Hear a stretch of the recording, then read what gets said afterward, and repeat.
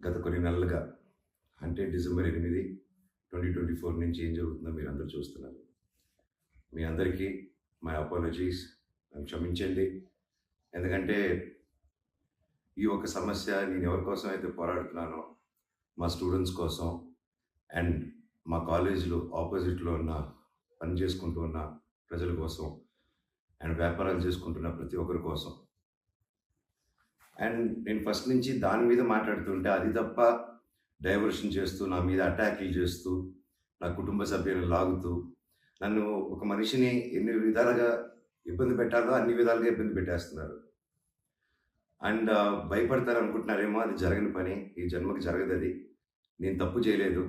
నా మీద నా భార్య మీద దాదాపు 32 కేసుల వరకు వేశారు. 32 కేసులు ఢిల్లీ నుంచి వాళ్ళ మనుషులతో, తిరుపతి నుంచి, హైదరాబాద్ నుంచి, ఎన్ని కోర్టులు ఉంటే అన్ని కోర్టుల నుంచి, ఎన్ని కలెక్టర్ ఆఫీసులు ఉంటే అన్ని కలెక్టర్ ఆఫీసుల నుంచి, అండ్ అన్ని బోగస్ కేసులే. అండ్ అన్నింటికి నాది ఒకటే రిప్లై, ఎందుకంటే నిజానికి ఒకే వర్షన్ ఉంటుంది, అబద్ధానికి అన్ని వర్షన్స్ ఉంటాయి. క్లుప్తంగా ఈ మధ్య జరిగింది.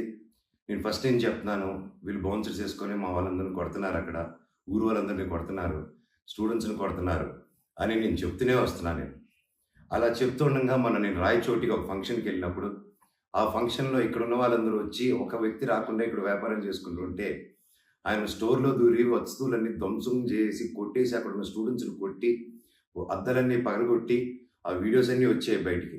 ఇంకా చాలా వీడియోస్ ఉన్నాయి. అన్నీ నేను చంద్రగిరి సిఐ గారికి ప్రతి ఒక్కరికి ట్రాన్స్ఫర్ చేయడం జరిగింది. ఓనర్ ఇంకా కనిపించలేదు, ఆయన ఏమయ్యాడో ఎవరు దీంట్లో ఉన్నారో తెలియదు. కాకపోతే వచ్చి కంప్లైంట్ అది చూసిన వాళ్ళు వచ్చి కంప్లైంట్ ఇస్తున్నా కంప్లైంట్ తీసుకోలేని పరిస్థితి.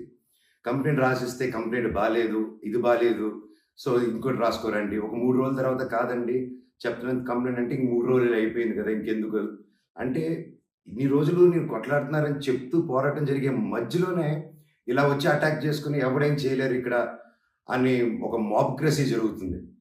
అండ్ నిన్న రాత్రి కూడా నాకు ఇంటెలిజెన్స్ నుంచి మా హాస్టల్లో ఉన్న సురేష్ అన్నకి ఆ వాయిస్ రికార్డింగ్ కూడా మీకు పంపిస్తాను. ఫోన్ చేసి నేను ఆనరబుల్ సీఎం గారి దగ్గర బందోబస్తులో ఉన్నాను, మనోజ్ గారు అక్కడికి వచ్చారా, ఎందుకు వచ్చారు, మీ హాస్టల్ దగ్గరికి వచ్చారా, ఎఫ్ఐ దగ్గర రెస్టారెంట్ దగ్గరికి వచ్చారా, ఏదైనా ప్రోగ్రామ్ చేశారా. నేను ఆ సార్కి చెప్పాను, సార్ ఇఫ్ ఎనీథింగ్ నన్ను అడగండి. నేను ఆ సార్తో ముందు కూడా మాట్లాడాను, మీరు వాళ్ళని ఇబ్బంది పెట్టకండి, ఎనీథింగ్ ఎనీ టైం నాకు ఫోన్ చేయండి అన్నాను. పైగా నిన్న మధ్యాహ్నం 3-4 అలా జరిగింది ఆ ఫోన్ రావడం, నేను ఆ సార్తో మాట్లాడటం. మళ్ళీ నిన్న రాత్రి నేను ఇక్కడ తెలిసిన వాళ్ళ రిసార్ట్లో ఉంటే, ఇప్పుడు దాదాపు ఒక 15-20 ఇల్లు ఉంటాయి ఇక్కడ.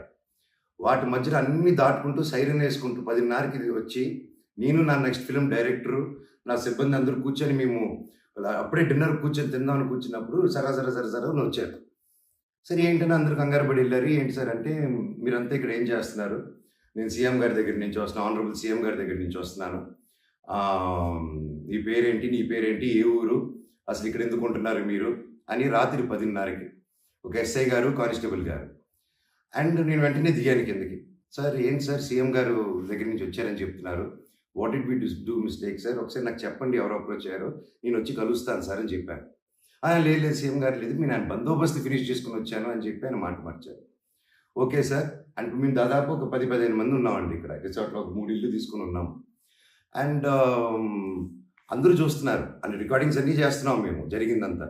లేదు సార్ ఇలా అన్అఫీషియల్గా కాదు సార్, స్టేషన్కి వెళ్దాము, అక్కడైతే రికార్డింగ్ ఉంటుంది, డైరెక్ట్ డీజీపీ గారి ఆఫీస్కి ఉంటుంది, లెట్స్ డూ దట్ రికార్డింగ్ గారు సార్ అని చెప్పి మీ కారు వద్దండి స్టేషన్కి వెళ్ళి నాకు ఒకటే చెప్పండి, ఆనరబుల్ సీఎం గారి పేరు ఎందుకు తీశారు మీరు, అండ్ మా వాళ్ళని ఎందుకు ఇంటిమిడేట్ చేస్తున్నారు, అక్కడ షాప్ ఇరిగిపోయి అదంతా చేసి నేను కంప్లైంట్ చేస్తుంటే వాళ్ళని ఏం చేయట్లేదు, అది అడిగిన వాడిని మాత్రం ఇలా వచ్చి టార్చర్ చేస్తున్నారు. భయానికంటే ప్రేమ గొప్పదండి, అది నేను నమ్ముతాను. అండ్ నేను మళ్ళీ చెప్తాను, జరిగింది ఇది. అండ్ నేను అక్కడికి వెళ్ళిన తర్వాత పోలీస్ స్టేషన్కి నేను నా కారులో ఎక్కి స్టేషన్కి వెళ్ళాను. వెనకెళ్ళి ఎస్ఐ గారు వస్తున్నారు. స్టేషన్ లోపల ఆగి వెళ్ళిన తర్వాత ఎస్ఐ గారు 500 మీటర్ల దూరంలో ఆగారు. ఆగిన తర్వాత మా వాళ్ళు వెళ్ళి సార్ వెయిట్ చేస్తున్నారు, 2 ఎందుకు వస్తానని కారు తీసి ఆయన వెళ్ళిపోయాడు, ఆయన కానిస్టేబుల్ గారు. నేను లోపలికి వెళ్ళి హెడ్ గారు ఉన్నారు, ఇంకో కానిస్టేబుల్ గారు ఉన్నారు. అయ్యా కెమెరా ముందు మాట్లాడదాం అని చెప్పి, అయ్యా ఇలా వచ్చి నన్ను డిస్టర్బ్ చేశారు, ఎందుకు చేశారంటే ఎస్ఐకి ఫోన్ చేసి నేను తీయట్లేదు సార్ అంటే స్పీకర్ పెట్టండి అన్నాను, అన్నీ రికార్డ్ చేశారు. అండ్ అఫీషియల్ ఆ కెమెరా ముందే మాట్లాడుకున్నాం. దయచేసి పోలీస్ స్టేషన్లో జరిగిన రికార్డింగ్స్ కుదిరితే చూడండి, మీకు తెప్పించుకొని ఏం జరిగిందో. ఇదండి జరిగింది. అండ్ ఎస్ఐ గారు రాలేదు, ఎవరు రాలేదని నేను ఎక్కడే వెయిట్ చేస్తున్నాను. ఈలోగా సిఐ గారు ఫోన్ చేస్తే నాకు మెసేజ్ పెట్టండి సార్, మా వాళ్ళకి నేను ఇక్కడ నన్నే ఇంత ఇంటిమిడేట్ చేసి నన్ను ఇలా తొక్కాలని చూస్తూ ఉంటే ఇంకా మిగతా వాళ్ళందరినీ ఏం చేస్తారు సార్ మీరు? నేను ఊరి దాటాక వాళ్ళని ఏం చేస్తారు సార్? వాళ్ళకి ఏం ప్రొటెక్షన్ ఉంది అని చెప్పి అనడం జరిగింది. సో ఇది జరిగింది. ఎందుకంటే ఒక్కొక్కరు ఒక్కొక్క న్యూస్ క్యారీ చేస్తున్నారు. But this is the facts happen. నా దగ్గర ప్రతిదీ ఫ్యాక్ట్ ఉంది. నన్ను తప్పు అయితే నా షర్ట్ పట్టుకుని ఎవరే మనోజ్ నువ్వు తప్పురా అని అడగండి మీరు. I'm ready for that. But దీంట్లో దీంట్లో ఏది నాది ఒక తప్పు లేదు. అండ్ ఈరోజు కూడా I'm going to meet SP గారు ఈరోజు 5 గంటలకి. ఆయన కలిసి ప్రతి ఒక్క ప్రూఫ్ ప్రతిదీ నా దగ్గర ఉండేది వెళ్ళి తీసుకెళ్ళి చూపించి సార్కి సబ్మిట్ చేయాలనుకుంటున్నాను.